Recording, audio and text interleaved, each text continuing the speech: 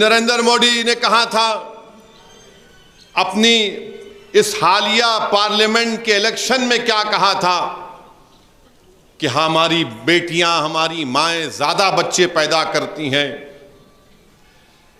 हमारे हिंदू बहनों के गलों से मंगलसूत्र छीनकर हमको दिया जाएगा, भैंसों को हमारे हिंदू भाइयों से छीनकर मुसलमानों को दिया जाएगा। ये मोदी ने कहा था राजस्थान में अपने भाषण में, और अब हुकूमत इनकी बन के 100 दिन भी नहीं हुए, आपने वक्फ का कानून ला लिया। 100 दिन भी नहीं हुए।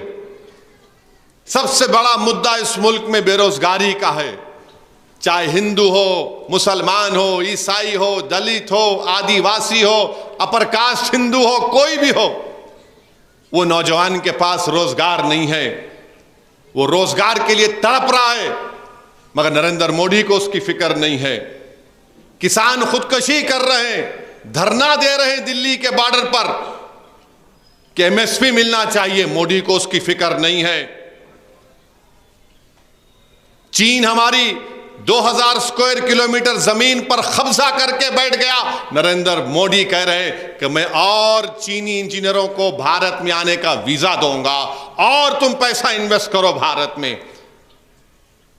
आप अंदाजा लगाइए हमारे वजीर आजम की, उनकी हुकूमत की ज़हनियत का, कि रोजगार बेरोजगारी मसला है नहीं, किसान परेशान है नहीं, मगर किसके पीछे पड़ गए? मुसलमानों के।